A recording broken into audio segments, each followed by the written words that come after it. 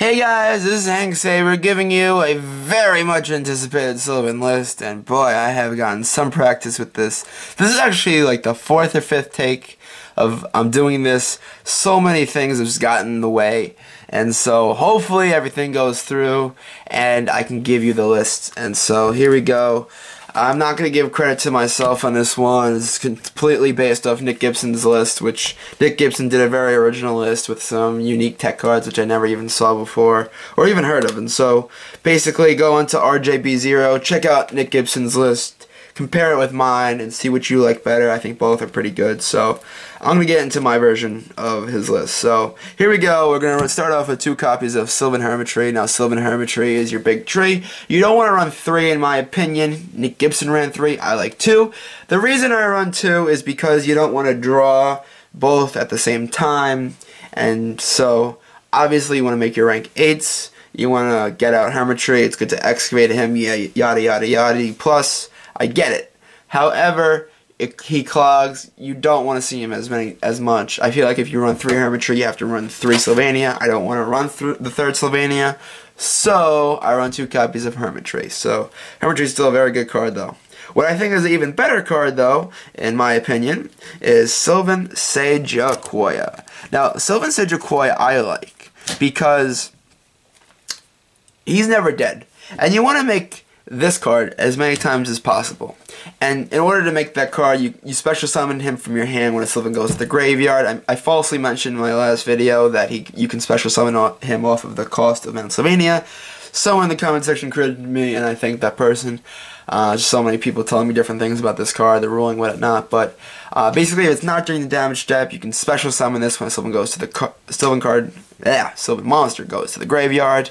And yada yada yada, you make an Aurea play, you make a Big Eye, Dracosac play, so, yep, it's very good. And also, when he's excavated, what I like, you could add Sylvan Charity or Mount Sylvania back to your hand, so just really good. So 3 copies of Sejaquoia. I run 2 copies of Martial Leaf because I like getting around Vanity's Emptiness. Vanity's Emptiness is a card that's ruling the format. It will continue to rule the format because Necros and everything are going to come out and try to dominate and be rejected by the mass running of Vanity's Emptiness.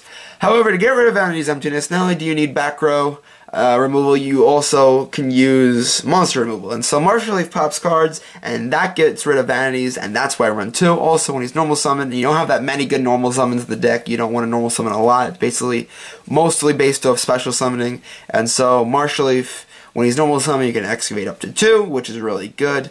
And excavating's like plussing, so this is really generally a good card.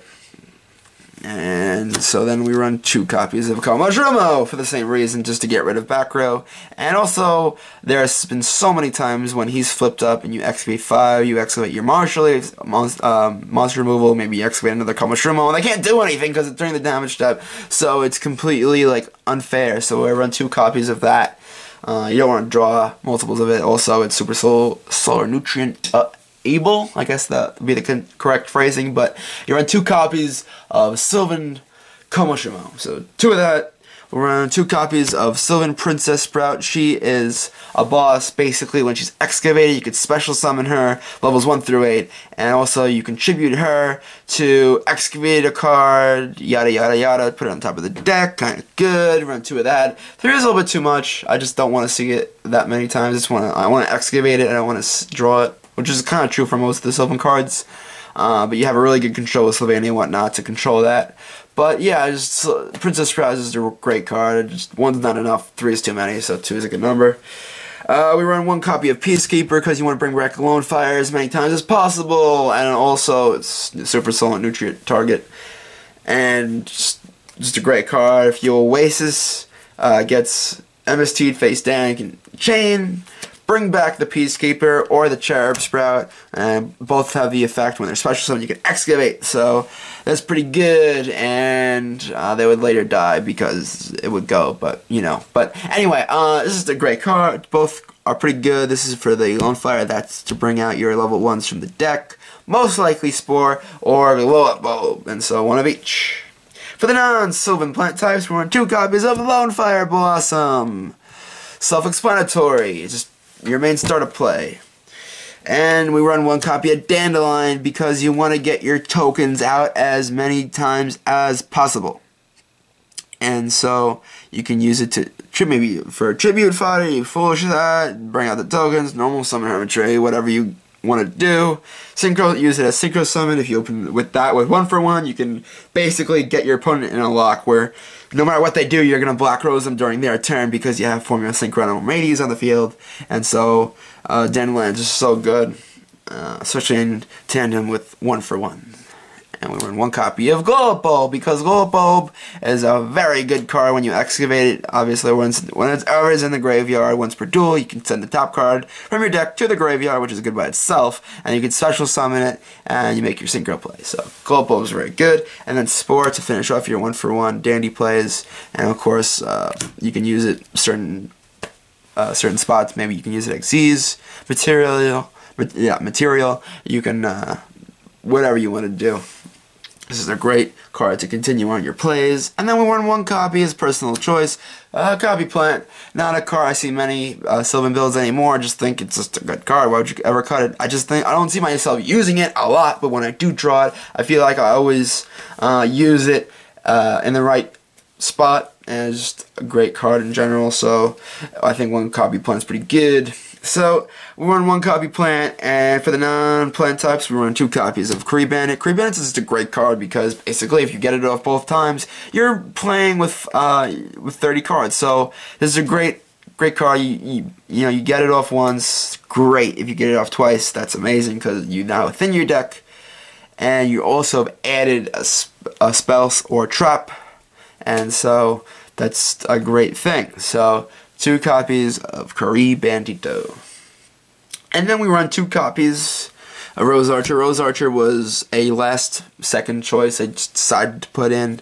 It always is really good. Obviously, if you have a plant type on board, your opponent flips up the vanities. Nope, Rose Archer gets negated, destroyed.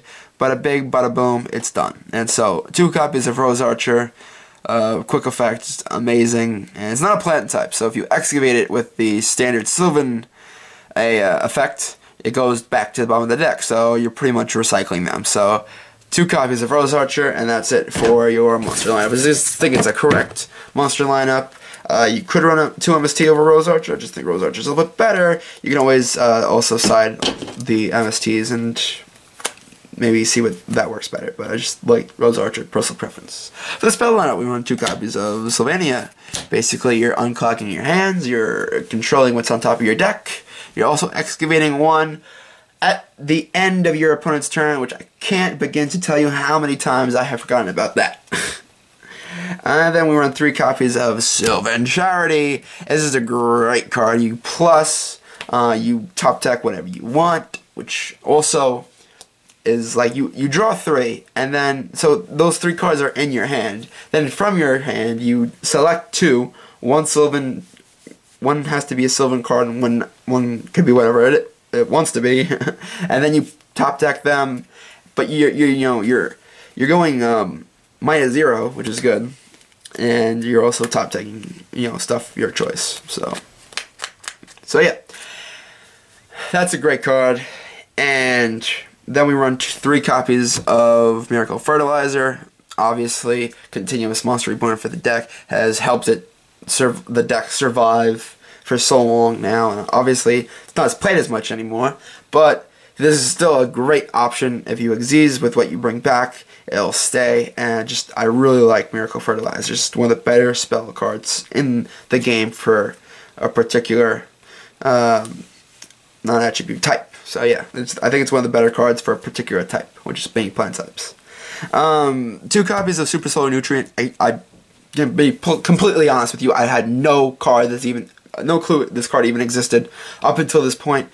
I really like this card, and in testing, this card has never really failed me. You run a plethora of the small guys, and you run a lot of level 1s and just level 2s. So being able to get their effects off and then tripping them for a Lone Flower Blossom is just a phenomenal card, and I've really always used it to my advantage. So 2 copies of Super Solar Nutrient to get your Lone Flower Blossoms. Then we run 1 copy of 1-for-1. opening this in tandem with Dandelion so good, and it makes it an amazing play. But there are also so many other ways you can use it too. So this 1-for-1's a great card, and of course you have one obligatory Soul Charge. If you're not running Soul Charge, what are you doing? I mean, Soul Charge is a great card. I wish this would bump down. Maybe, like, if this was at 2, I feel like it's not being run as much in many lists anymore. Like, in the meta, there are really no cards that use it. Cleaports, this card does not exist in Cleaports. This card, I mean, some people, I guess, run it in Burning Abyss. I've seen a lot of lists that don't utilize it. And Shaddoll's here and there, but really that's it. And Soul Charge is such a great card, so I just really like it. And then I run the 1 Raigeki, get around Vanity's boards, Snatch Steal because it's really taking over the format right now. And then to round out the whole spell list, we run 1 copy of Foolish Barrier. So pretty monstered and spell heavy. Therefore, we only, with 38 cards already off the board, we have 2 spots left. And then, of course, just like Gibson, we're running Oasis of Dragon Soul as our only trap. Actually, he had a Reckless, 3 copies of this, and I think 3 Reckless. He cut the Reckless, I heard, but I mean, I could see me running this at 3. I don't know where I would cut. I mean, like, I had this at 3, and then I wanted to get the extra Rose Archer in. So just running this at 2 is fine enough, and it's a really good card. So 2 copies of this, just to get in the extra deck really quick, because I think I might be running out of time here at the camera. 2 Arrays cards, like, you want to make this so many times. It's a great card. You can return back to 3 cards on the field, not from your opponent's field, from the field, which also means you could be returning back your own Miracle Fertilizer. You could also be returning back your own Mount Sylvania. So you're going to be returning some really good cards back to your hand and use them again. So, like, this is something people have never noticed. You also return this back to hand. So there's some interesting things you could do with this card. I never really see other people do it, but you can do it, so why not? I only want a copy of Alcid, and I never really realized how good this card is. This is a great card. It's a great go-to rank 8. It has a 3200 defense, 2300 attack is not terrible, but obviously you use it to, guess the name Soul Charge. If you get it, great. If you don't, you basically top deck or bottom deck any card in the field. It's so great. So, one I'll say, for the Synchros, we run 1/4 Synchron. For the 1/4 Dandy play, we run this. For the 1/1 Dandy play, 1 Armades. 1 Goyo is at 1 level 6. I ran Queen of Thorns for a long time. Queen of Thorns is a great card. I have it right here, but yeah, it's alright. But Goyo is still a bit better. Black Rose Dragon is pretty, obviously, it's a great card. And Yazi for Burning Abyss. If you make this, you kind of win. It's like a mini Leo. And Boxia, because you have these, and you bring back your Sylvan Sejukoyas, and you bring a level 1 tuner, and you make this, and you basically return a card, because you're having 1 worm type used, and so, yeah, you basically shuffle 1 card on the field into the deck, so not bad. Yep, and then that's kind of a standard Stardust Dragon. If I had Spark Dragon, maybe I'd use that instead. 1 Scrap Dragon. We run 1 Mistworm. We run, and that's it for the Synchros. For the non-Sylvan Xyz, we run 1 Becca Phantom Beast Dracosac, 1 Big Eye, and 1 Divine Knight Filgrand. And so that's it for the list. I hope you guys enjoyed it. I don't really have a side for this. However, if you guys are looking to make a side for Sylvans right now, it's very important to keep in mind that this deck loses to the same cards that Infernoids lose to. So I would pay attention to many Infernoid side decks. I'll be making an Infernoid deck in a few minutes, actually, but I'll be posting it probably tomorrow or whenever. But basically, you want to side Chaos Hunters because of Dark Claw. You want to be siding certain, obviously, Iron Imperial Wall.